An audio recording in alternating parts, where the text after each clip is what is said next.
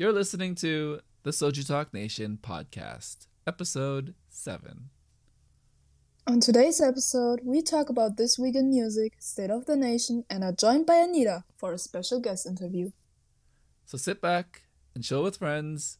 You're listening to The After Show with the SojuTalk Nation.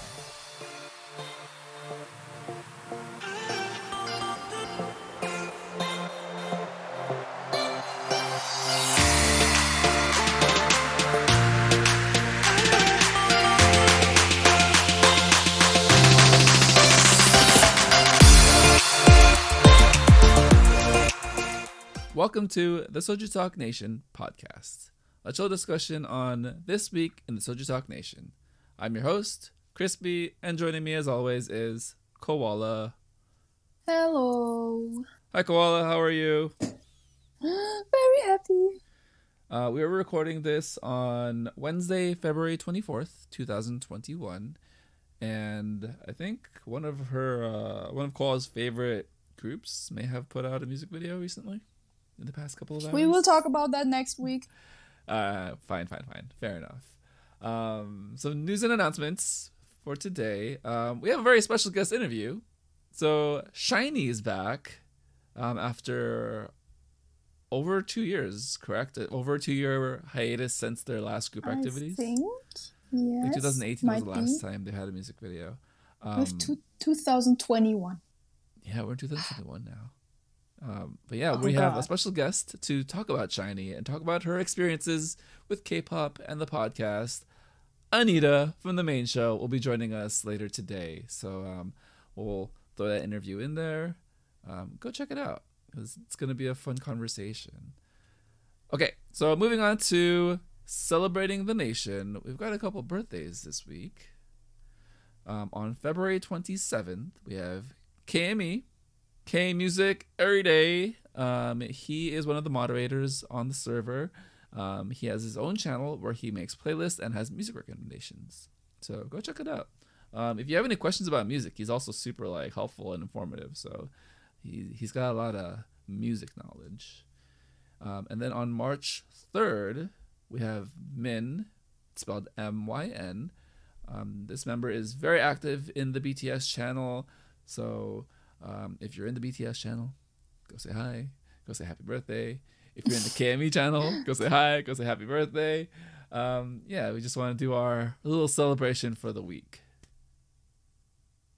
All right, so moving on to this week in SojuTalk Music, we have 4 songs this week. The first song is Kang Daniel with Paranoia. I Am with Goddamn. GOT7 with Encore, and SHINee with Don't Call Me.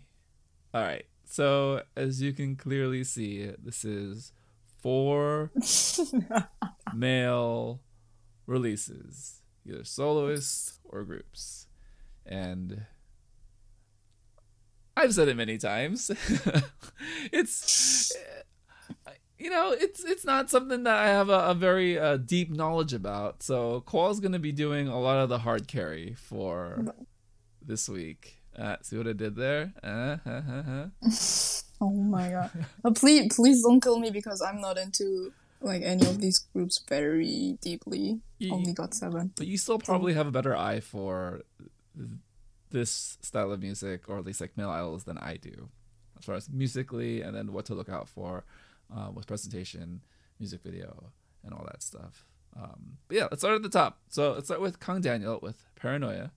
Koala, yes. What do you think about the switch up in styles that they talked about on the main show? And how do you feel that Kang Daniel has progressed as an artist since his produce days? I very much like his development because I did not like any of the pre-releases before. Not pre-releases, but the past releases in the 1-2 years. How long has it been? I don't quite remember. But I do remember seeing him on Produce. He was he started off, I think, mid-tier and then just popped off, got better. And seeing him now under his own agency, being the own CEO and the artist himself, it's nice to see that he develops in this way and might have found his new sound. We will see. Yeah, it does seem like this fits him a lot better than his previous songs. I think Doug had mentioned, or someone on the main show had mentioned a little while ago that he wasn't so sure, Kang Daniel himself and the company wasn't so sure the direction that they should be going with his music creatively. Because I think the last song was like a very fun, like youthful vibe, and then this song is a little darker and edgier. But this feels like it suits him a little bit more because he is a little bit older. And I think they mentioned it this week on the podcast that they wanted to be safe. At least it feels like they want to be safe with Kang Daniel's approach because he is a one-man company. Like a lot of it rests on his shoulders. Do you feel like that played out more clearly now that you've seen him do something a little bit more out of his box in this song? I this was definitely different, and I did not even notice that they played it safe before, to be honest. I was just like, okay, music, I don't like, continue. But I think it's good for them to not try it now that they've seen that the fandom has not been, I think, growing as they hoped for, because he wasn't number one and like center after all. And so today's the 24th, right? Correct. I think up till now he already won like 2 music shows, so I think it's going out well for him. Yeah, and that is encouraging, right? If you're a Kang Daniel fan, that he's starting to pop off. He's starting to get everyone's attention with this style of music and this concept. I did want to say, for me, I did notice him more when he collaborated with 88 Rising last year, and I was actually thinking that would have been more of his style, where it's like hip hop but with a little bit of dance, kind of like the early 2010s like hip hop R&B vibe. But this release is very modern K-pop, right? Where it's like dark shadow concept and like I'm edgy, but at the same time, like I think it works for the audience that he's going for. Because I'm clearly not the target audience. So what do you mean? He's sitting the 70s demographic. Hello. Oh, I know. Excuse me, 80-year-old. 80-year-old. You're growing so fast. Oh my god. Well, again, you were 70 yesterday. I tell people, time is a construct. You're as old as you want to be in your heart. Okay, you want to be 80. Okay, I will accept that. I don't want to be 80. If I feel like I'm 80, I'm 80. Okay? I feel like I've gone through a lot in life. God. Yeah, so just closing thoughts on Kang Daniel. Was there anything that the crew had mentioned that stood out to you? I think it was just the more in-depth analysis of his past, because I, as I said, did not really pay attention to it very well, so I could like get a better overview of how he actually changed a lot with this comeback. Yeah, I totally agree too. Again, like I don't follow boy groups or Kang Daniel, but them mentioning it on the show made me want to go back and reconsider what he's done up until this point. And I do feel like this is a nice direction that he's going to, if this is what he's going to stick with. All right. So our next song is I Am from Monsta X with Goddamn. I'm just saying it the way Doug said it on the show, okay? And I can't unhear that anymore. So Carla, how do you feel like this song compares with Monsta X and what you know about their sound? Oh, this is so not their sound in my opinion. I'm not super up to date with their sound. I think I haven't checked out the last album with the B-sides, but I've listened to like everything before that. This is like that chill vibey thing, as Doug said, just in the club when you're drunk at 4 a.m. I think that's the vibe, and they didn't go for that before. Monsta X is really, I wouldn't say loud, but it's like some kind of aggression that comes with Monsta X. Maybe it's Juani, I'm not sure, but like their songs are always very danceable, if that makes sense. And this one was just listening to it and not thinking anything, not doing anything, just vibing with it. Yeah, no, it does make sense. And that's the image I have of Monsta X, right? Or they're a dance-heavy, performance-heavy group. So when I saw this music video, I did get those like 4 a.m. club vibes. And like dark and emo trap and melodic, just like what Warren said. And I think they captured it pretty well.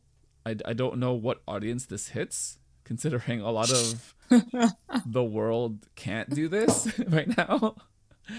And typically, like, K-pop fans do skew a little younger, right? So it's one of those where something like this is a little bit maybe too mature. But I can also understand, like, if this is more of a reflection of where he is in his life, and not necessarily that he goes out and parties all the time, but just like capturing the artistic vibe of that, like, club culture, where it's like you go to a club, you do your thing, but then it gets to a point, like Doug said, where it's a little too late and you need to go home, but you're still there, and you're like, another round, and you're like, oh, that was a bad idea, but I'm still here.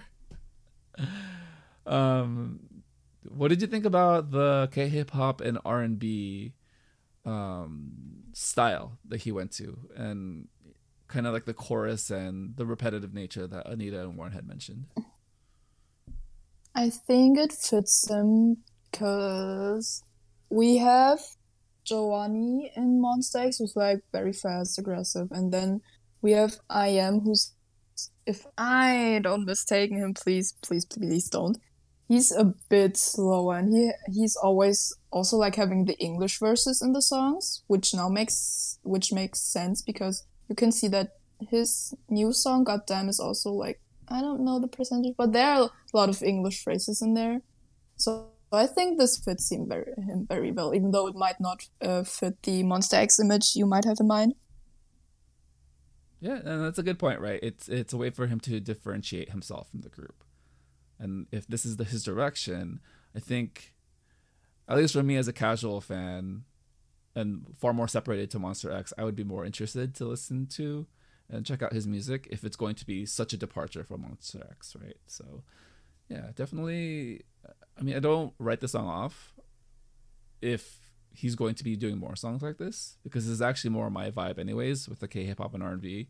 It also, I mean, it really depends on like the quality and the way that the song's put together, but I mean, I can imagine just putting this song on like a K-hip-hop R&B playlist and just letting it go. So, yeah. Not bad.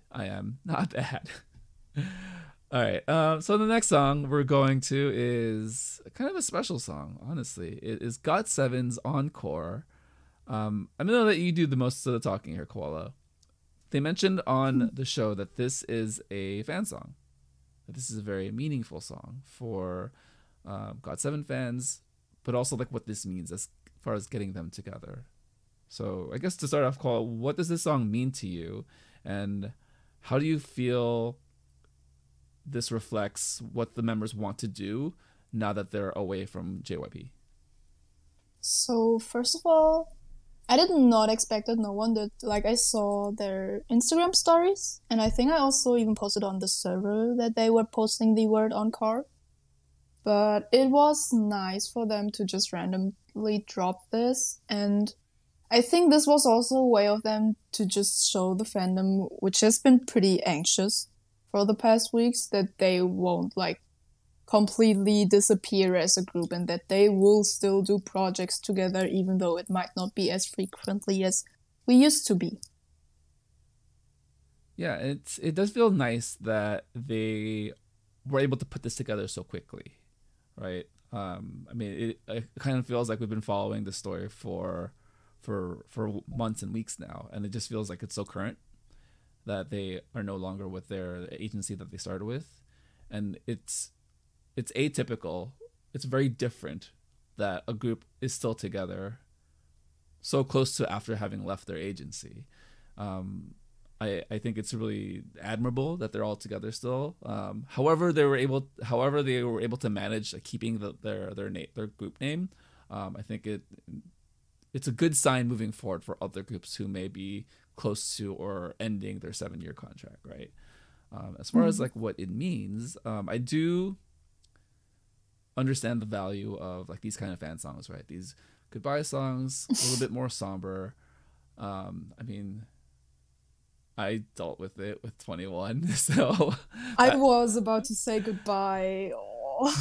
So it's very meaningful, and it's one of those bittersweet experiences where you hope that they can come back and do things together, but oftentimes it's not likely. But it does seem like GOT7 is setting up for a second act, kind of like what they mentioned on the show. So that being said, what do you feel like this could mean as far as more music in the future? Or do you feel like this is kind of just a stopgap for all the rest of the members to do all their solo stuff? I do want to bring up Yugyum, who dropped a dope-ass dance video for AOMG. God. And, man, like, we're just getting a lot of GOT7. And also Jackson has been on Dive Studio stuff. Yeah, so kind of just to refocus, what do you feel like GOT7 is going to do next, I guess, is a more general question. Because they haven't stopped. And it feels like they're just going to keep going into 2021 with, like, new content every week. So first of all, why do I feel like Dive is the place where you just go if you're sick of JYP? It's like take. Jackson, Jamie, and Jay is also like low-key sick of the entertainment. Hot take. Dive is where all the misfit toys go, who speak English. Feels like P-Nation, but yeah. But I think this was like a way to ensure fans first, and I would say that there won't be like group promotions in like a year, because if I remember correctly, most of them don't even have some of them don't even have a company yet, at least not publicly announced.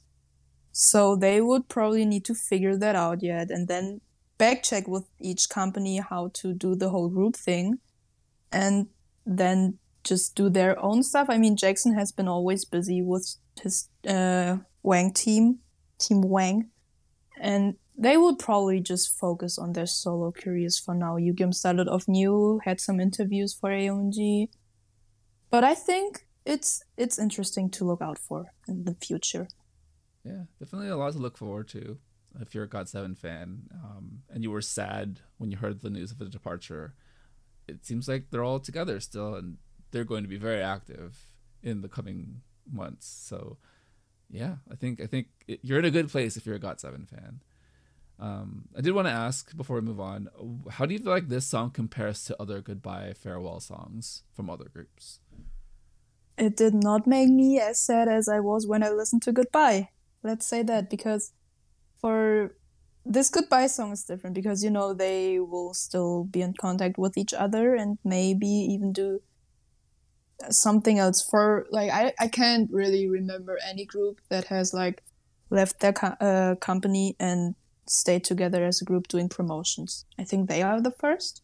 Not sure.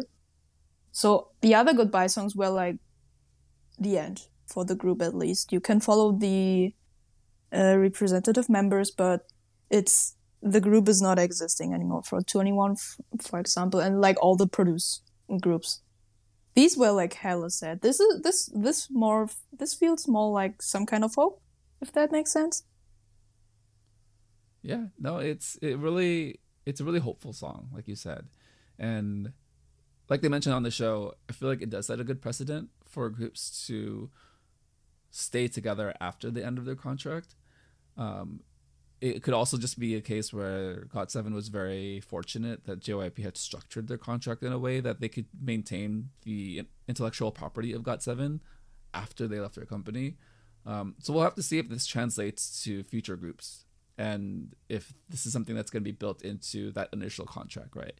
Because as much as we like to think that JYP decided like 2 weeks ago, like, oh, you can keep your name, chances are the representatives of each member decided a long time ago that keeping the name GOT7 is really important, and we need to find a way to legally be able to do that. So just something to look out for, right? Because I mean, a lot of things have changed over the past 10 years about how contracts are structured and the agency that idols have. So this could be something it seems small at the time, but could have bigger ramifications in the future. So moving on to a group that has been together for a very long time, and they are now back. Koala. we have SHINee with "Don't Call Me." Don't call me. Oh my god, I hate it. But you can't get it out of your head. You cannot get it out of your head. I can if I will be mumbling a specific song right now. Yeah. Well, that's a next week thing. All right, so Koala, how do you feel about the return of SHINee? Like, in general, I feel really happy to see them back. If we talk about the song, not very happy. Go for it. So it's nice to have a Gen 2 group that's been together for so long come back, and they're just so good, right? They're just so polished and refined. Oh, yeah. However, their vocals, their talent. Right? However, the song. Yeah. Also, take it into either direction, right? So, okay, let's talk about the song first, and then we'll talk about like SHINee and their past. Oh god, I was very surprised at how positive the crew reacted. Actually, I expected like some kind of dumpster fire. I mean, all of them said they would need time to listen to it more and to like specify whether they will like the song or not. But I'm really not in for this. Oh, it's like I listened to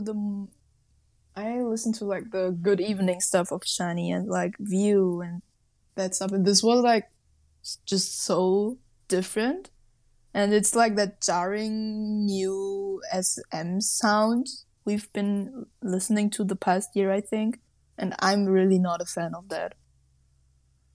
Yeah, it does feel like the SM style or the SM like archetype of music right now is very homogenized, where every boy group seems to have the same sound.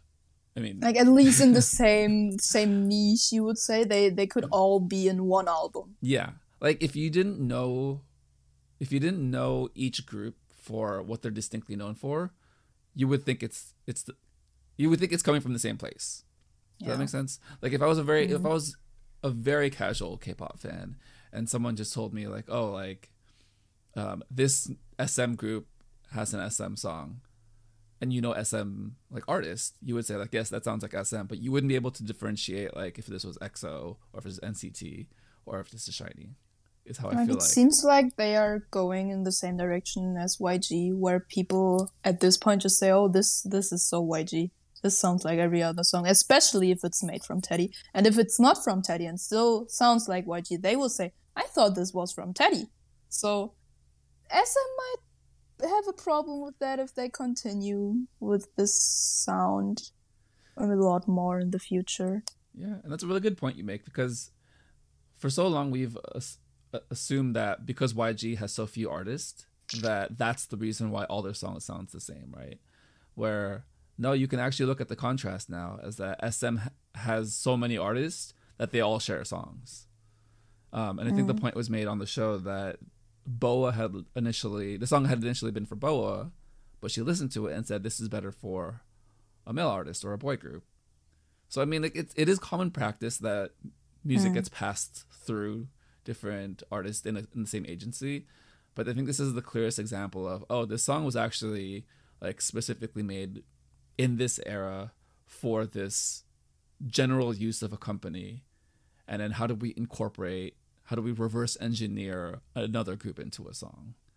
I mean, for better or worse, that's kind of like the trend of music for the past like more than 5 years, right? Like, I mean, I feel like this is just like how music has been.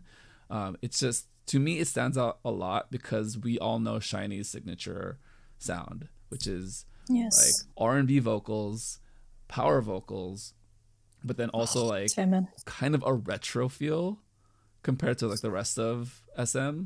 But now it's like, oh, they're kind of just doing the edgy hip hop ish, future bass ish sound with. And I don't like how the fashion is representing that sound. Okay. So let's talk about the fashion. Like, what did you feel about their outfits, and what do you feel about SM overall regarding styling? How is SM like? How are they having that trait to just make everything worse with the outfits? It's like abstract art, you know. It's like it's so far away that I will just nod at it and don't try to understand it. It's art. You don't understand art? Come on, Koala. What were the things on their head? It's art. Hello? Yeah. No, I mean, I understand. I mean, we're moving. I mean, I feel like K-pop has always been about loud, boisterous, like outfits, right? And things that don't functionally make sense. But you can always say it's art. And it's always like, I don't know if fashion forward is the correct term, because I don't think you would ever like wear this type of fashion in public. You don't want to wear that feather head. I mean, perhaps. I mean, I'll never say never, right? Maybe there's a time where I feel like it's appropriate. Yeah. I mean, if someone gives you money for it, why not? Oh, yes. Going back Never to say Doug's never. hypothesis. If someone gave me $1 billion, I would do a lot of things. Oh, God. Yeah. But to kind of close out the conversation about SHINee, I think it is really nice to have them back. I actually went back and watched all the music videos, and it's really fun to see like the progression over the years, right? And I think this song is more representative of the era of music as opposed to SHINee itself. Not saying that's a bad thing, because right now we're at a time where it's fairly competitive, and this might be just a really nice vehicle for SHINee to get back into doing their own things, right? Any closing thoughts on SHINee and how you thought the crew handled the song? Just really looking forward to their future, because I really like Taemin and I want to like Chinese music. Same. Yeah, all we can do is hope for the best. And I feel like Taemin himself will still be able to do Taemin things. I mean, that's the Taeminians things, as some called it. So much Taemining. Oh my God. Gosh. Okay, so moving on to the Soju chart for this week. Spicy. We have the Spice King. Go listen to the main show for the conversation. We cannot do justice to what happened. But Chungus.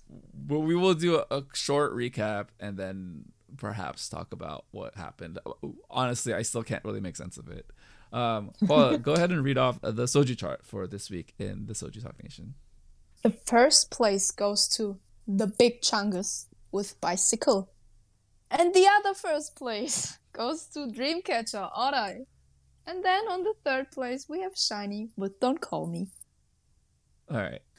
So, for clarification, we have 2 number ones this week. We have the Big Chungus with Bicycle. This is the second week of the song, and it got number 1. All right. I have a deja vu.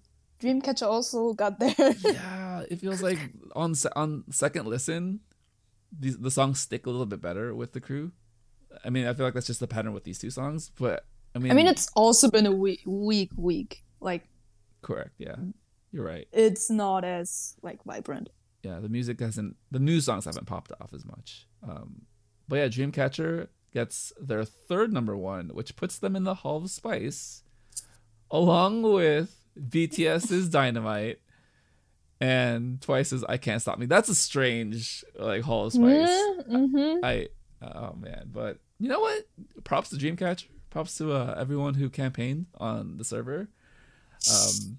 Yeah, I'm sure this is a big moment for all of you, even if Chungha had an unbreakable tie for number 1 this week. And that kind of leads me to a question I have for you, Koala.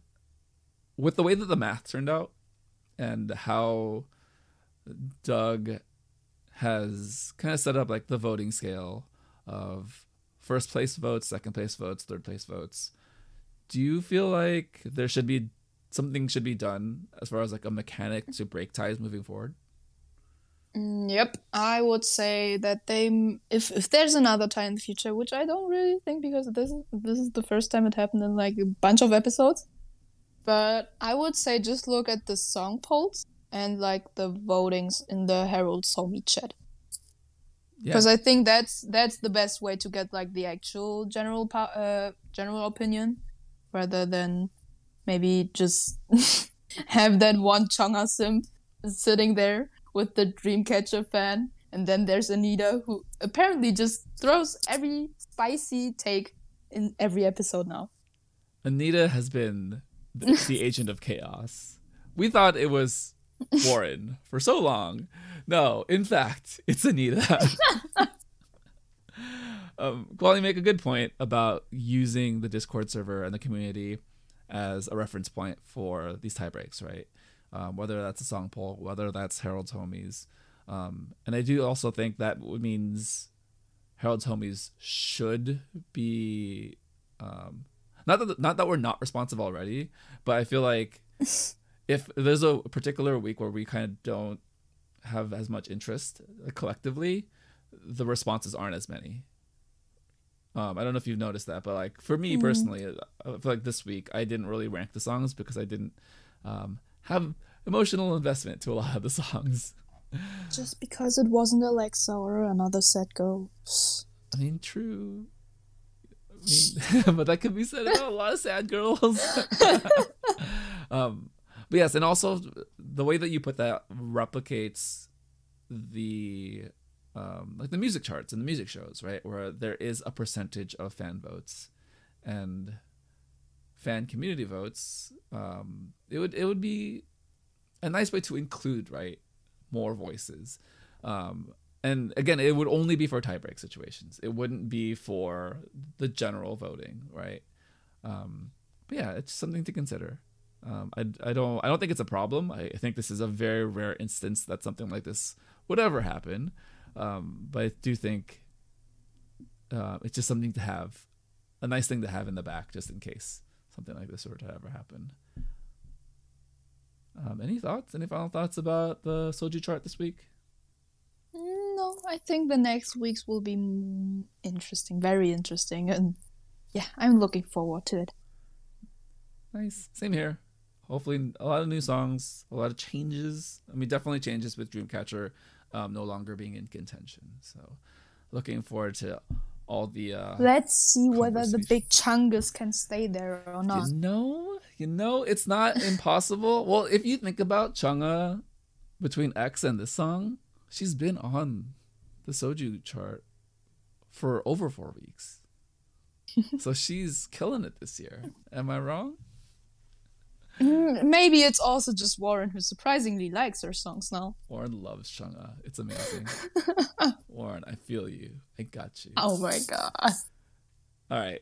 So moving on now to State of the Nation. This week, they did another food comparison, another World Cup, this time with breakfast foods.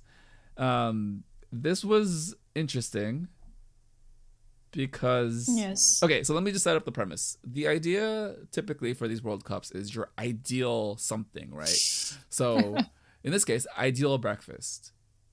So when I think of ideal, I think of I don't have to prepare it. I don't have to think about it, like the practicality of whatever I'm eating. I don't have to think about like the nutritional value. It's just like, what do I desire to eat more? And especially right now, recording this at 8:30 in the morning, and I have not eaten anything yet today. I'm really 5 hungry. PM. I don't know what you mean. Whatever, 5 p.m. It's almost dinner time for you. Have you ever had breakfast for dinner? What? I guess that's an American thing. Well, it's like you have breakfast food for dinner. But why? Why would I? What? I don't know. We're hipsters in America. It's like, oh, I come to brunch, but it's actually 6 p.m. Y'all weird. I don't know. Especially in California, nothing makes sense. But yes, I feel like a lot of the conversation revolved around like practical versus delicious, or like sweet versus savory. It's also just Warren trying to make a point to get either one of them to join his side, to be honest. Once Warren did not have any arguments anymore, he started with but it's such a pain in the ass to do this though. I don't want to cook this. Right? And it's just like, wait, does that even matter? Like, come on. Like, ideally, I don't need to have to make my breakfast for myself. There's someone who's making it, I don't know, just appearing on my desk. I don't care as long as it's delicious. Same. Ideal breakfast. I just show up. Serve, please. Any like the thing that I want. Please. So going through the list, were there any rounds that stood out to you most, or any foods that you would have chosen otherwise? I just noticed that I have a lot of stuff that I have not tried yet. Like coffee, for example. I had one cup, never had it again. No clue. Are you really gonna bring up coffee right off the top? Okay, let me interject here. I want to do ASMR. Wow, rude. So, with my drink from my coffee cup. Okay, let me take a sip. I'll try to not ASMR as much. Okay. So this hurts my soul because I really like sweet things. I like cakes and waffles and pancakes, but I cannot live without coffee. You do understand this? You can. I can live without it. You also can. I cannot live without. So okay, for those of you who have not experienced coffee or caffeine addiction, I will just be honest. Yes. Caffeine is a stimulant. It's something that your body absorbs, sitting on your receptors. And just like any other thing that you put into your body that has a chemical effect, not consuming it for certain periods of time will give you withdrawal symptoms. It's very funny because I had that topic in biology like a week ago about like all the poisons you could take for your brain and your nerves, and caffeine was one of it. That's extreme. I think Germany needs to update their textbooks. Because, all right. Well, I mean, I'm not going to argue the validity of that science, but okay. So, what did you learn about school and coffee? I'm curious now. Bro, do I look like I know all the terminologies in English? Well, tell me like the layman's term, as simple as possible. We were just talking about like general, because we have the nerve system right now. We were like talking about poison and its effects on the human brain. And we had couple, I think Botox was also one. I think so, yes. And like caffeine was one as well. And we were just supposed to look up how it works in our brain and what it does. Blah, blah, blah. Yada, yada, yada. I mean, what do you call it a poison? It is, like, officially it is a poison. Anything's poisonous if you consume too much of it. Come on. No, it is a poison. It's made out of, I don't remember what, but it is a poison. Have you ever had... It does not. It just works differently for our body, but it is a poison to animals, I think, or was it? Okay, to animals. Plants, I don't. But again, anything can be poisonous to like another species. Just because you're addicted, you can't defend. All right. So all that being said, caffeine withdrawals are a thing where it's like if I don't drink coffee for a day, maybe 2 days, I can maybe last 2 days. I will get headaches, and I can't function. Like, you know that is not a good sign. It's not a bad sign, is it? If you can't... Bro, just imagine, like, the world is just dying, and you need to, like, run for, like, 3 days. You don't have coffee. Apparently, you would just shake up the whole time, have headaches, and die. Well, I'm sure my body will adjust eventually. It's just the first couple of days will be awful. Hallucinations, yes. I mean, yeah, essentially, yeah. We spent a lot of time on crepes versus coffees, so let's move on. Crepes? Oh my god, why are you pronouncing it that way? How do you pronounce it? Crepe. Crepe? Crepe. Crepe. Oh my god. I'm from America. Crepe. Crepe. I was listening to All Your Only, and I was like, what is a crepe? Oh, well, Warren doesn't pronounce it that way. Warren pronounces something else. I'm pretty sure he pronounced it weirdly. He pronounced it, at least. Yeah, I didn't know what he said at first. And then Doug said crepe. Crepe? Weird pronunciation. I was confused. Oh my god. Yeah, I mean, whatever. English is weird. I would choose crepes. All right. Well, you're not addicted to caffeine yet, so that makes sense. I won't be. Hopefully, I don't know. You never know. Life is has a lot of surprises. No, thank you. So going off of like crepes, sweet crepes. Sweet, why are you pronouncing sweet so weird? I don't know. Pronunciation's hard. How do you feel like a lot of the sweet choices compared with the savory ones? It does feel like the crew leans a lot lot more to savory. I don't know why though. Sweet is superior. Sweet's delicious. It's amazing. Yes. I mean, I don't care if it's good for my body. Tastes good. It tastes amazing. Like French toast, I don't know how that won. Like, I mean, if we're talking about like what's good for your body, a full English breakfast can't be good for your body if you're eating that, like, all of it, like all of it. Like I looked at pictures afterwards. Like, what is actually in a full English breakfast? It's too much food. Too much. But in general, like, what is shakshuka? What is never had a breakfast burrito? Tamago kake gohan? What is that? My German ass doesn't know. So I've never had shakshuka either, and tamago kake gohan. I don't think. I mean, I've seen it, but I've never had it. I mean, I feel like those are very similar, like just from the picture. And again, like it's savory. I kind of do want shakshuka after seeing the picture and them talking about it. So maybe Doug will make that for us when we go to New York for KCON in New York. This just feels like Anita, who was like, I don't know that food. I want that. Yeah, that was kind of funny. And he was like, I've never had it. I want it. It's delicious. Breakfast burrito. I feel like that's a very US thing where it's like, oh, let's take a bunch of cultures and just like mix them together. And oh, here's a burrito. It's like what's the difference between a burrito and a wrap? It's a wrap essentially, but I Oh, guess but like why call? I'm to me like it's a seasoning of the meat and like the choices of the vegetables.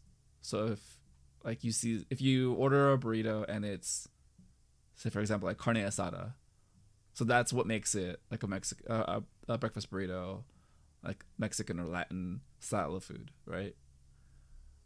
Oh man, Or like Germans just don't like Latin stuff. It's like not common here. I don't think I've ever seen a Mexican restaurant here. Oh gosh. Yeah, I mean, just going through it. I mean, I really like these World Cups.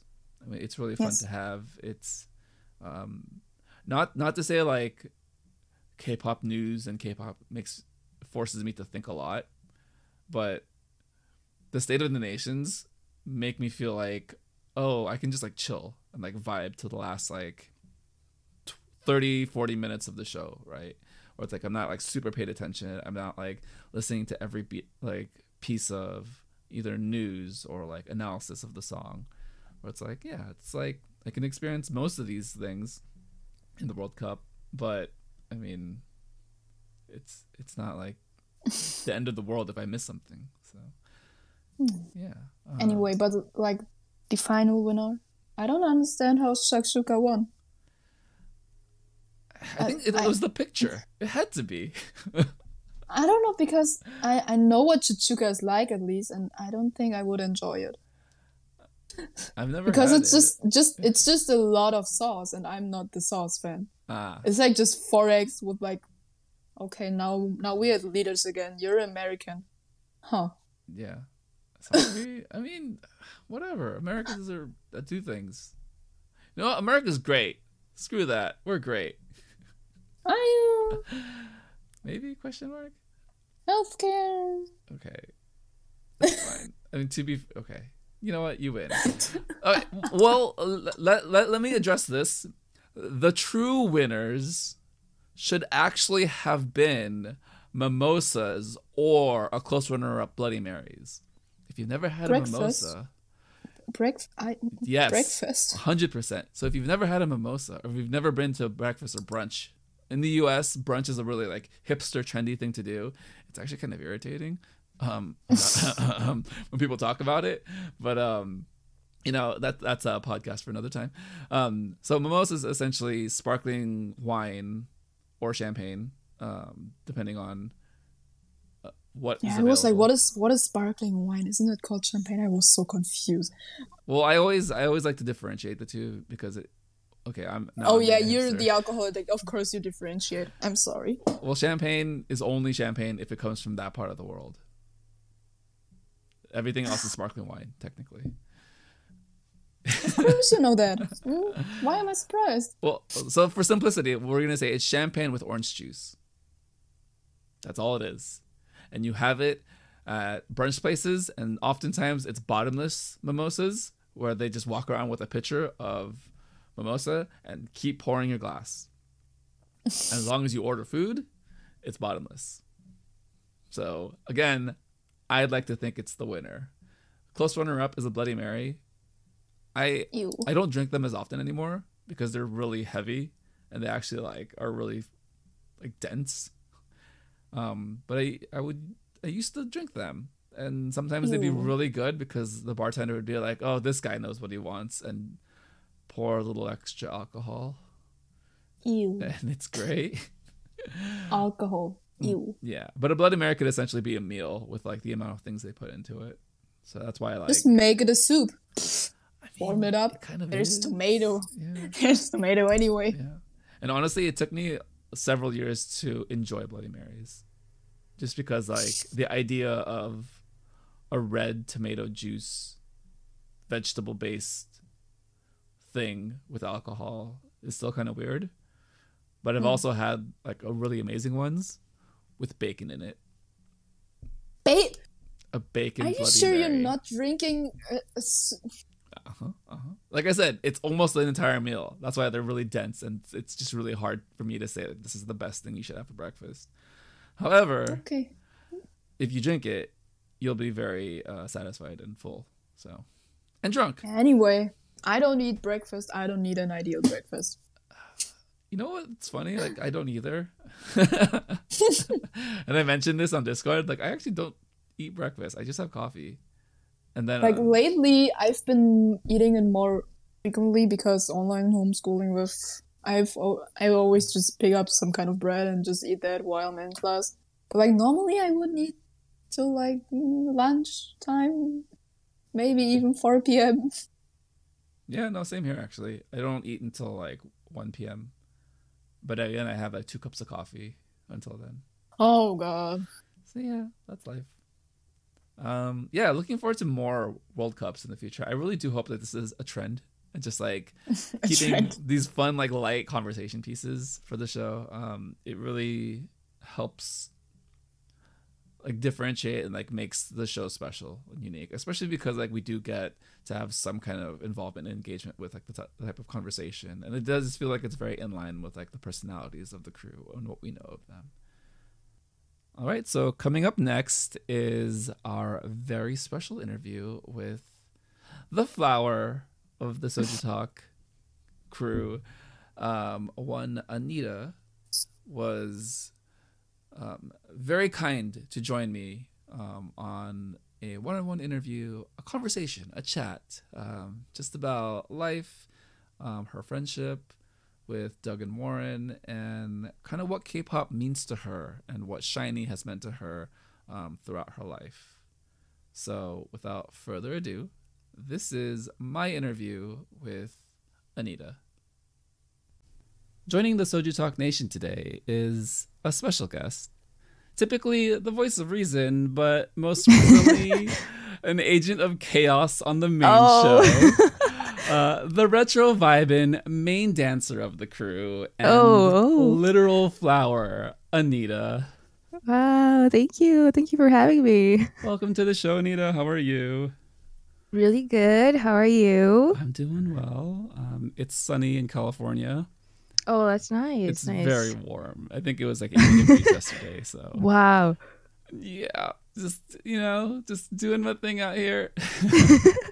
How's your part of the country doing? Well, in the Midwest, still have a bit of snow. But I think the weather is looking pretty good. Got a little bit of sun today too, so that's good. Maybe spring coming soon. Yeah, it's a blossom, right?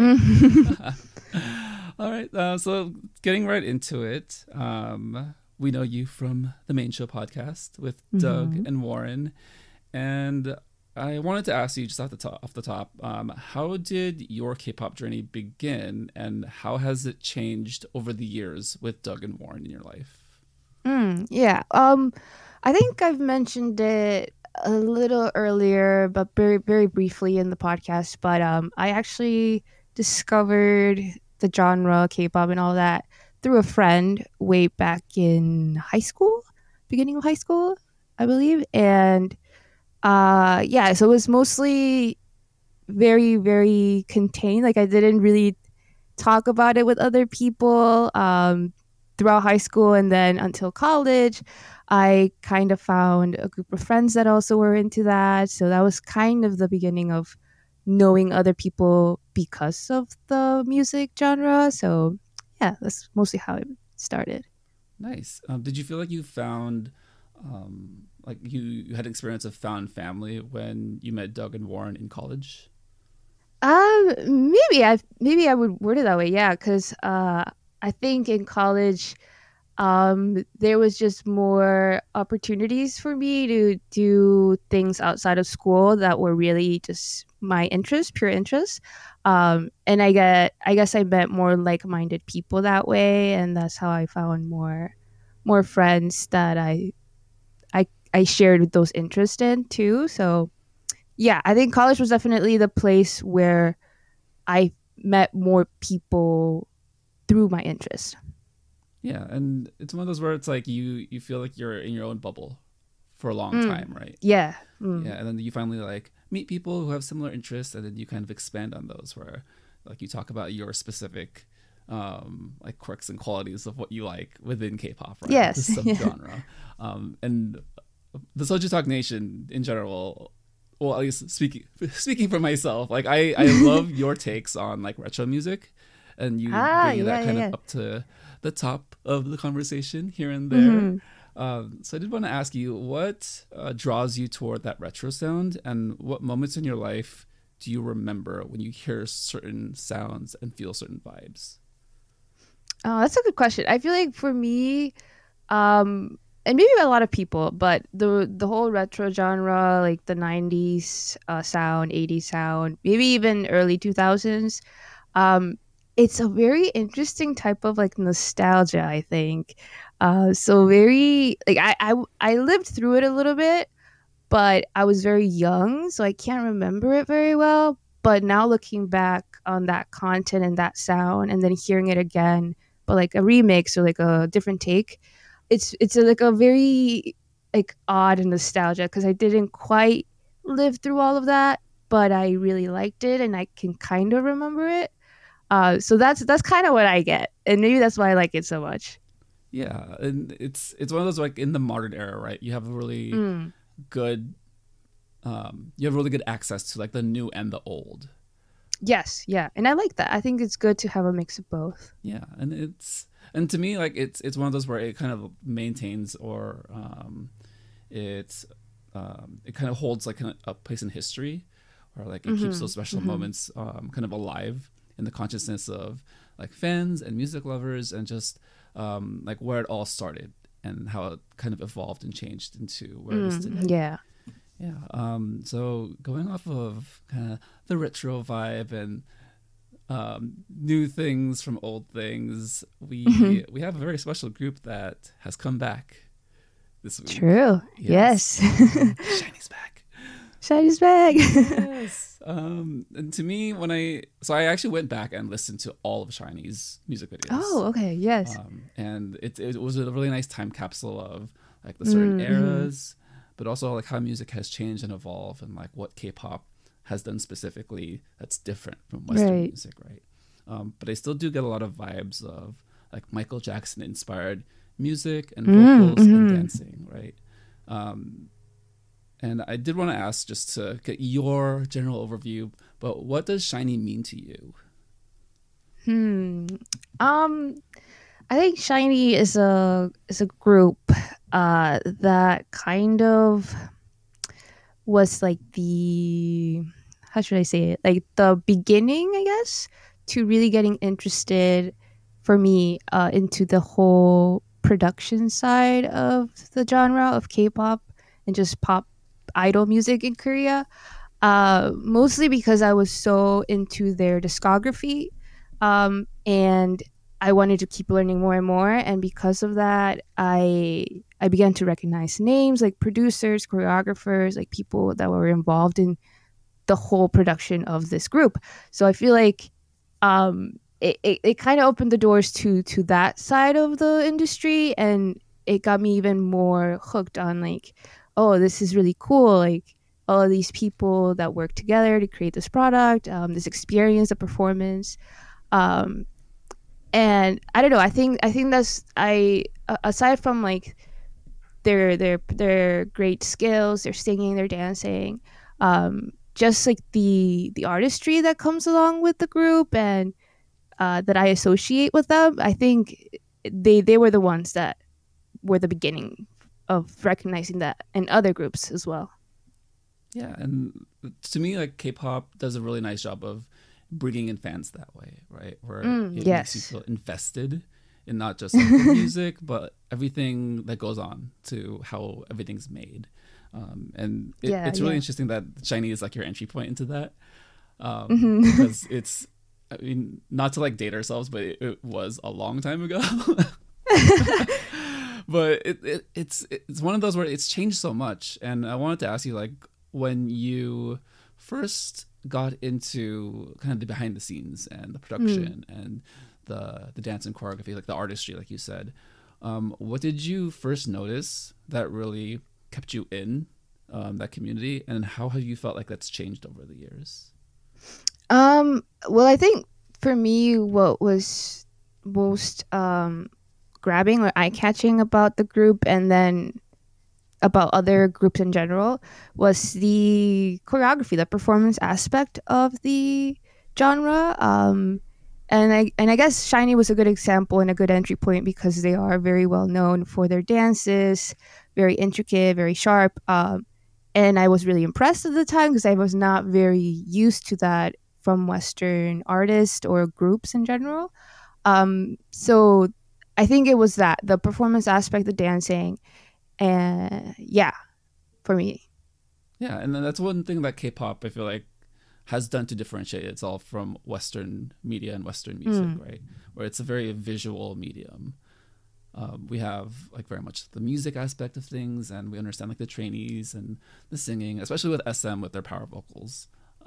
But I think SHINee was one of the first, if not like kind of the pioneers of that second gen movement where it's like sharp precision dancing. Yeah, and I feel like even now, like how that has progressed now, I feel like that the attention to the choreography, right, and the visual aspects has definitely increased over the years, like as far as I can notice. Like the rookies coming out now and their skill level, their performance level it's really, really impressive, with knowing that they probably had a couple of years training, right? But actually being out there in the stage and performing, they're pretty brand new, but they're still so good. And so, I don't know, I feel like the level has definitely risen, and I feel like it's good in a way. I think when there's this idea of like, yes, we got to keep improving, you get really great content. So I'm glad. I think we've covered this in the show too, but I'm glad that the choreography has gone up. Maybe some other aspects have gone down a little, but I still feel like the quality overall has just gotten so good. Yeah, I totally agree. I mean, it's the whole package of K-pop, right? Where it's the visual presentation, it's the performance, it's how the kids carry themselves on stage, because it's all part of like this whole like inclusionary medium. You mentioned that you feel like some aspects have gone down. Do you feel like, and I think that you did cover this in the podcast, but if you want to expand on it here, that because there's been such an emphasis on stage presentation, performance, visual, and especially dance, that some things like music have been less prioritized. So I guess like another way to set it up is, so take SM for example. They have a ton of groups, but they also have like a ton of songs, and it almost seems like those songs can be interchanged between different groups. Do you feel like that's a product of the fact that there's so much focus on dance and performance now? I think sometimes, I won't say it always, it's something that I see in everybody now, but I feel like sometimes I do feel like sound is sometimes driven by trends more than a unique sound to each group. And I think we're noticing this too as well with both boy groups, girl groups. There tends to be like this overarching, like very popular trend in sound, and then a lot of groups go that direction, right? So I feel like it is more common now, but I don't know. I feel like there are good things and bad things about it, because you can always get different interpretations of the same sound, like different variations of the concept. And I think that's always interesting to see, like who does it this way or that. So yeah, it can be a little, how to say, like a little too much if the sound seems to be like, yeah, we've heard this already. We can definitely see this in other groups or other groups doing it too. But I don't think it's always bad. I think it allows for other people to try doing the same thing but differently in some aspects. So yeah, I feel like it does happen, but I don't think it's bad in general. Yeah, and it does kind of go to like the strength of a company overall, right? Where it's like they trust their artists enough where it's like, okay, you can take over this song perhaps that was meant for someone else, but we know that we can reverse engineer it in a way that fits your style best, and now you can do what you're known for. So in SHINee's case with Don't Call Me, right? I mean the song itself, like you guys had mentioned on this show about the song, right? But when I watch it, I'm like blown away that they're just so polished and refined. And like it just, I mean, I'm getting goosebumps right now just thinking about how good they are as performers. And you did go into it a little bit on the show, but I kind of want to give you the floor here. What are your high points and some of your critiques about this comeback for SHINee? Well, it's been a couple of days since it came out, so I've been looking at more of the live performances, and I haven't gotten to the full album. I know that a lot of people are giving more better, or I guess positive reviews for the B-sides, so I'm excited for that. But for this single in particular, I feel like I was a little bit thrown off because it wasn't the sound that I was expecting, and like we mentioned in the podcast, it was a little familiar, but not in a way that I thought was like particularly highlighting what I think is unique about SHINee. But I don't think it's bad. I don't think it's a bad song, and I think it might come to show like, hey, they're trying to find a different aspect of the group that they want to highlight now, or like a different sound that they want to try out. And I don't quite think they've figured out all of the their twist to that genre, but I can definitely see them doing it. I feel like it's possible for them to pull it off. Yeah, and then it does feel like if you're a SHINee fan for however many number of years, like this feels like the biggest departure so far of their discography. Yeah. Yeah, I would agree. Yeah, so just going off of like how long SHINee has been in the game and the types of changes they've had to their sound and songs, what have been your most memorable songs from SHINee, and then what do you consider their most cornerstone tracks? If, say, for example, you had a new fan who wanted to get like the prototypical, like, this is a SHINee song. Let's see. I think when I think of SHINee's discography in general, I kind of find like 3 or 4 eras where their sound was very consistent in between in those periods, and then it kind of shifts a little bit, and then it evolves into something else. So for me, my personal favorite, and the one that I get more nostalgia about, is their early days. So around debut to like 2010, 2011, when Lucifer came out. So that's around that time. Yeah, that's well, I found out about SHINee that same year when they were promoting Lucifer. So that was like the first song that I heard from them. And I'll be honest, I was not that into it because I was a little like, it was pretty intense. The dance was intense, the vocals were intense. Yes. So I was a little shocked. I wasn't sure if I liked it or not, but it definitely made an impression. So I kind of I mentioned this before too, but I kind of went back in their stuff. So I went back and searched up like their debut stuff and everything in between.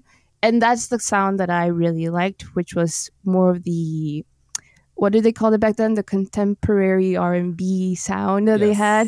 Mm-hmm.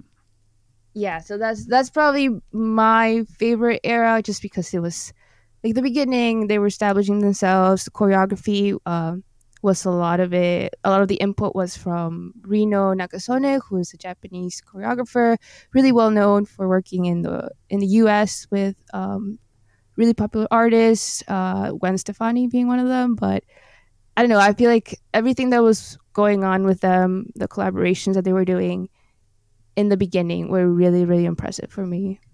Yeah, that's actually really cool that you went all the way back to SHINee in 2008, right? Yes. Because to me, like K-pop, and this is like no knock on K-pop, but it's kind of like the trends of like globalization and how like media transfers. They've always seemed to be one generation behind on entertainment. So like in the I can see that. in the late 2000s, around like 2008, that sound was actually closer to like a 90s like boy group sound. But then there's that shift where somewhere in like the mid 2010s, Korea caught up, and they were like one-on-one now with like Western media and Western like music. There was one song in particular that I didn't realize when it came out, and I don't know about the timing specifically, but I saw the date on it. I think it was 2017. So it's One of One. Yes. And that's like the complete 90s retro that Bruno Mars did. That's now resurging in 2020, but they did it 4 years ago. Just like, they did. How? Like I was just like so amazed. What are your memories about that song, and how does that song make you feel today? To be honest, I feel like I really liked the song when it came out. I liked the 90s retro sound that they were going for. Or actually, the outfits were also really interesting because they were more like 70s outfits with the 90s sound, but it was nice. I liked it. And I feel like I don't realize until now, like, oh, like they were kind of ahead of the curve as far as like K-pop went for doing retro sounds. Because I think within the last couple of years, I feel like I really saw a lot of groups going back to that sound. And then I realized, oh, wait, SHINee also did that, but it was like a couple years ago. And I don't know, I forget, like, oh, that happened. So yeah, I was also a little bit impressed, like, oh, I guess the shift in the genre now, it seems like they are maybe like almost a little bit ahead maybe as to like what might be super, super popular like worldwide sometimes. So I feel like it's really interesting how fast things are moving now. Yeah, I mean that's such a great way to put it, where it's like, I mean, retrospectively, right? Like we don't really see like where SHINee was compared to like where everyone is today until like you really go back and like dig into like songs like that. Yeah, and it, to me that's what kind of like always reminds me of how special SHINee is as far as like their impact on Korean music. But then also, if you really want to like translate that to like their impact to the rest of the world, they really could have been one of the groups that made that transference into like Western markets, given like a different opportunity, a different era. I did want to ask you a couple kind of more somber, like heavier things about the group, specifically about Jonghyun. And when do you remember where you were at in your life when you heard the news of his passing? I was finishing my first semester of my junior year in college. Yes. So I was still in college at the time when I was finding out about what happened. Yeah. Do you remember how it affected you and just your mood kind of going into like that piece of news and then K-pop throughout that year? Yeah, I think it was was shocking news to me that like that had happened, but I also feel like there have been how should I say, like it wasn't necessarily something that was completely blindsiding people, because there have been talks of like mental health issues. I think Jonghyun had expressed before like he had dealt with depression and that sort of stuff. So I feel like the signs were kind of there, but it's always really shocking to hear those kind of news, and you wish it wasn't true. And I guess when I first heard the news, I guess I was kind of did not wanting to believe it. Like it felt like, like it this doesn't feel real. Like like trying to not think about it. Maybe like I think I took a little bit of a break. Like I couldn't really listen to any of their stuff for a little bit because it made me like feel very upset. Like I don't know. It was a lot of emotions at the time. Yeah, no, I felt very similarly. I remember specifically, so I was already working at that time, and my coworker had come in, and she just said, "Did you hear the news?" And at that point, I wasn't that big into K-pop yet, but like she knew like I liked a lot of genres of music, and I just had no idea what she meant. And then she started talking about it. I was like, "Oh, SHINee is a really big name, like." They're really like important and popular in K-pop. So then I looked into it a little bit more later that day, and then I realized like just kind of the impact and what that meant, and all the people that he knew. Because I guess back then, to me, it felt like K-pop was a lot more connected. Like all the different groups and artists and idols knew each other a little bit more. So it did affect me, and it's one of those where I distinctly remember that day where I just like came into work and my coworker just like had a look of like disbelief, and like the moment was very surreal. Right. Yeah, I definitely agree. I feel like there was a general feeling of like not believing like this was happening, and I also feel like the amount of coverage that it had was like both surprising but also like kind of upsetting, because like wow, like, I'm happy that people know who they are and who he is and all of that, but I also feel like I wish it wasn't this type of news, that was getting this much coverage. I wish it was something more positive, something that was good, something good for the group. But I don't know, it was mixed feelings, I think, for me, like hearing about it, like the coverage that it had, like in the West as well, like different news articles that were coming out, like the New York Times. Both shocking and also like I don't know, a lot of mixed feelings for sure. Yeah, no, and I do remember like what you mean about like the New York Times and like Western coverage of like K-pop and just like Asian culture in general, right? Where it's still, even though like the United States is like something like 30% like Asian and Asian immigrants, it's one of those where it's like, oh, like it's still like a distant culture, a distant like set of people. It's like we don't like necessarily see them as like they can be similar to us. When like mental health and the pressures of being in the spotlight and under a microscope should be something that most cultures, especially westernized entertainment cultures, can't empathize with. And just remembering the type of coverage and how it was so devoid and kind of separated from emotion kind of rubbed me the wrong way of trying to find out more information from like news outlets here in the United States. But yeah, it was a very challenging like experience, but I think going through their discography now and kind of seeing the songs that happen afterwards, it does at least help me turn the page and to see where the members ended up and how they kind of dealt with it through music. So the two songs I wanted to highlight were Good Evening and Our Page. Yes. So Good Evening was the first song back as 4, and that was a very fun song. I remember it being like disco, deep house, and then Our Page was a very direct message to their friend, right? The friend that is no longer with them. How do you feel like the era after Jonghyun has become for SHINee? And I guess, what are your hopes moving forward now with this group? To be honest, I feel like knowing that they were going to continue, I had a little bit of mixed reaction as well, because I kind of feel like I will always, and I think a lot of fans will always see the group as five, right? And they will always feel like maybe something is missing, right? In their performance, in their music. So I was a little hesitant. I was a little worried as to what was going to happen next to the group, what kind of sound they were going to try to go for.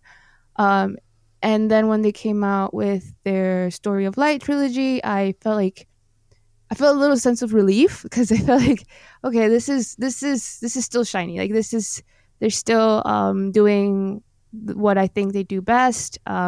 And the sound that they had with Good Evening, which I think like the lyrics and like the performance aspect of it was so meaningful. Like I'm really glad that they did that song for that comeback, because I don't know, I feel like the meaning behind it, the impact that it had was it just expressed a lot of what was going on at that time. But overall I feel like that whole trilogy that they had, it was a sense of relief knowing that they were going to keep going forward and it was going to be okay. Like the sound was still going to be fine. And even if they changed the sound, I feel like just knowing that they could do it was reassuring. And I feel like also another track that I feel like kind of was maybe a little message to the fans, like don't worry, it's we're still five, we're still moving on, we're still SHINee.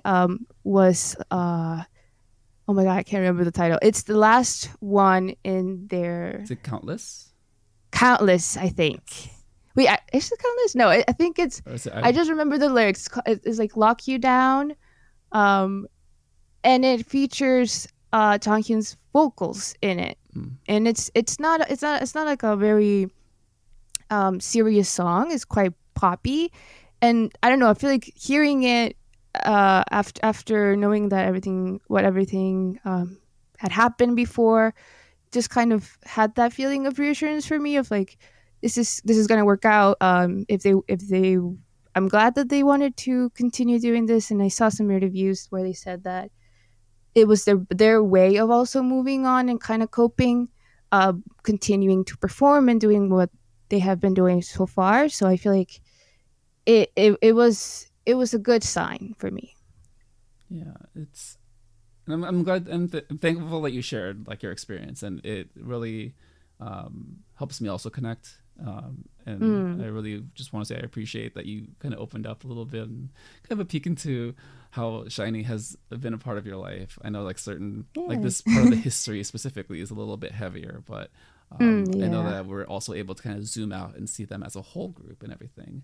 And kind of just to wrap up SHINee a bit, well, K-pop in general, right? It's one of those mediums that's very specific and unique, where they want fans to almost come into their lives as like the friend next door, as someone like, hey, come over, yes. like we want to include you. It's a very like well-connected piece of art with the creators and then the people that are going to be supporting them. How do you feel like K-pop has informed your personal life and kind of your perspectives on how you navigate the world? I feel like since we touched about like the fan aspect, right? I guess I never, before K-pop, I was not exposed to that sort of fan culture before. So there's very much sense of like unity with the fans and then the group. So like unity within the fandom and then unity with the group. That kind of level I was not very familiar with, but I think I kind of grown to appreciate it. There's some good moments and there's some bad moments with the whole fan culture, but I think the positives that I found from it were just like this, like I mentioned, this sense of unity and a lot of like support, I feel like, and I think it's so interesting that it extends to stuff outside of just the group. Like even just talking about like the podcast and the Discord, when I see all of the people that interact with us and with each other, and knowing that, like, maybe this is their point of interest, right? K-pop is the common ground where they can all talk, but it can also grow from that, like get to know other people and more interests and find maybe other common interests. So I don't know, I find it very, very interesting, and I guess it just shows how the age of like the internet and like social media, how it connects everyone. And just as it can seem a little toxic at times, there's also good things that should be highlighted that come with it as well. Really well put. Really well put. Yes, definitely, like, there is going to be conflict on the internet, conflict with the way people interact. It's kind of just human nature. But I think the thing that makes K-pop most special, and you said it so brilliantly, is that it brings people together. And specifically with this podcast, right, where honestly, like, I spent like years trying to find a podcast that I cared about and connected with regards to K-pop. And it wasn't until 2019 that I found you guys, and it's just one of those, like, wow, like, I can't imagine another place that I would rather go to. Not only thank like you. Hear you guys. We're glad. Yeah. We're glad you guys are here. No, it's great. I mean, I do want to give you guys like so much credit, because you have like built this community of people who are free to express themselves, but then you guys are so involved, and it gives us a sense of like realism to like the fandom and the culture, but also like an ability to interact and, I don't know, feel engaged. So I do want to thank you for that, Anita. You are... Oh, no, thank you. You're awesome. Yeah, do you have any closing thoughts? Just anything on your mind about Doug and Warren? You want to pour some tea on? No tea pouring this time. Just thank you for having me. It's been really fun, and I don't know, I like how you guys are bringing up these conversations, going a little bit deeper, because I think there's a lot of good fun stuff about K-pop and the performance and the groups, but you could also talk about more, I guess not necessarily serious, but I guess more more intricate aspects about the industry, and then aspects of the industry that also tie back into just real life, like your personal life. So I'm glad that a lot of people get access to that as well. Yeah, and again, you guys are definitely the vehicle and captains for all of this conversation. So I want to thank you again. Thank you. All right. So thank you, Anita, for joining us on a special edition of the SojuTalk Nation Podcast. We will be going back to the main show shortly. I am your host, Crispy, and thank you again, Anita. Thank you. So that was my interview with Anita. It was a really special talk, and I'm really glad that she was able to join me for our one-on-one conversation. So check out Anita on the main show. If you haven't already, what are you doing with your life? But make sure you check out the main show for news and events, kind of a deeper dive into what happened this week in K-pop and the entertainment industry on that side. And also just check out Anita, Doug, and Warren. Yeah, if you're not listening to them, I don't understand how any of this makes sense to you. Yeah, why are you listening to us? Yeah. But yeah, it's been really nice to have Warren, Doug, and Anita have a segment on the after show this week. So yeah, hopefully we can do more stuff like this in the future, just to keep it going, you know?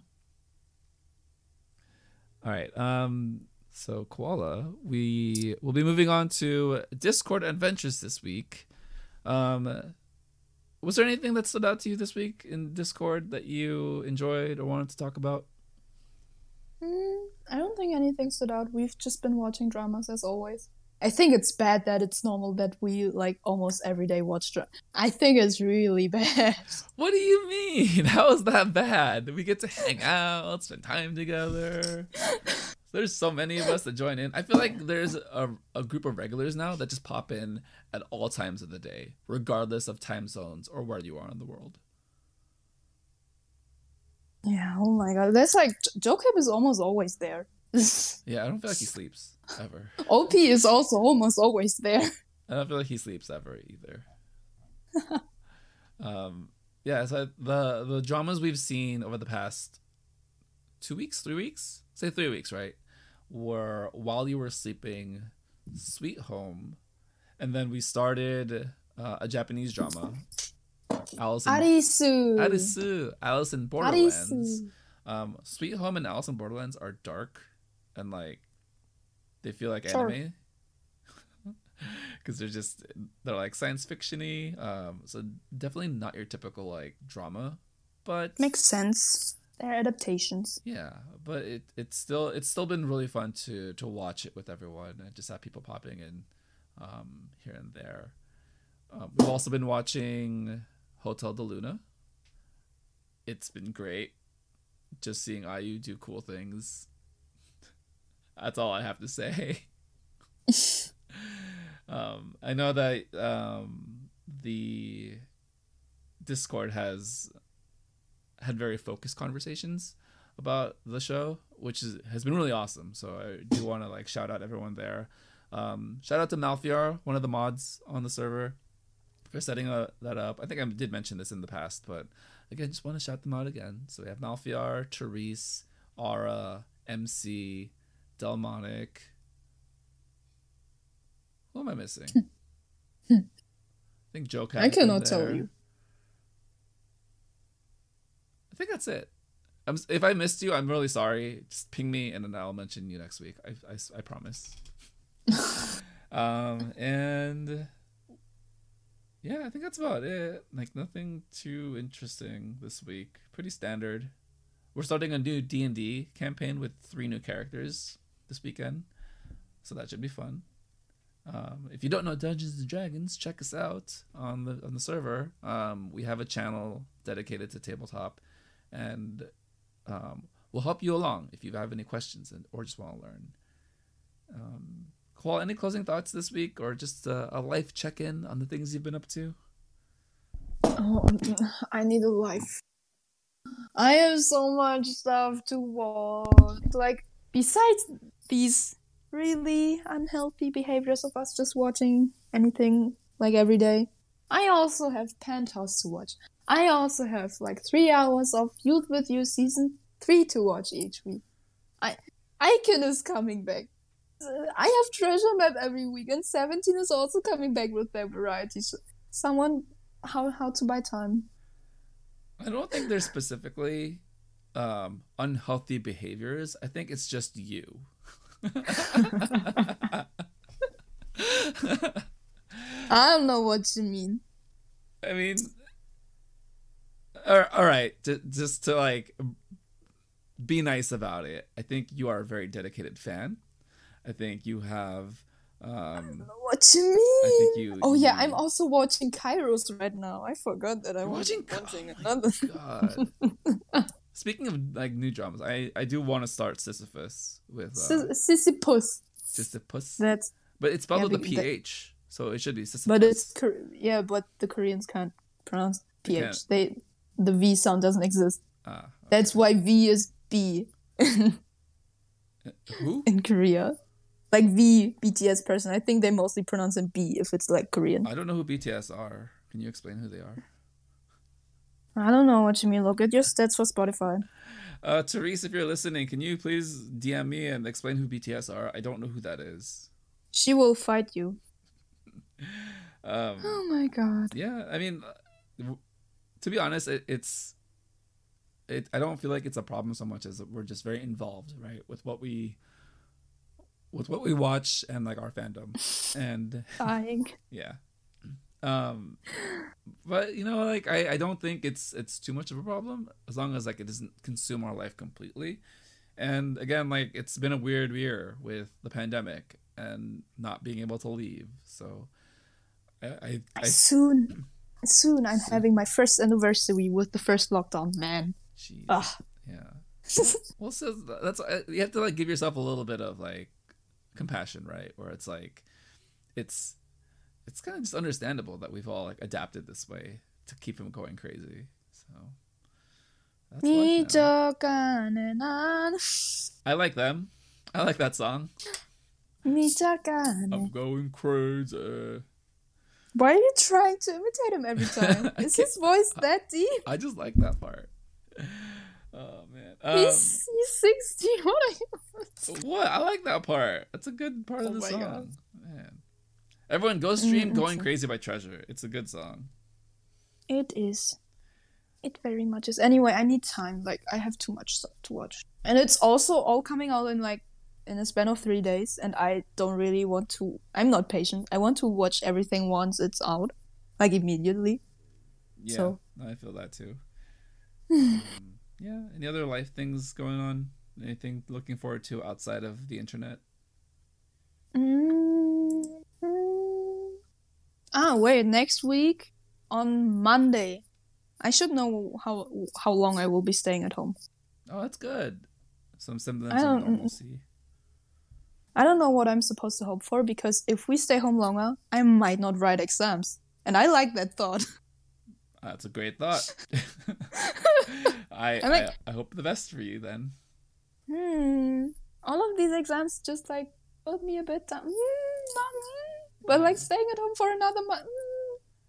Yeah, it's maybe not. It's a give and take, right? Hopefully the world gets back to normal, but at the same time, there's certain things that you don't want to go back to normal.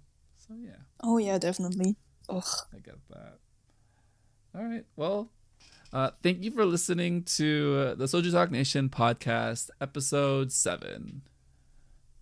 Subscribe on YouTube, follow on Spotify or your preferred podcast platform, and continue the conversation on the SojuTalk Kpop Podcast Discord. This has been the SojuTalk Nation. For Koala, this is Crispy. Bye.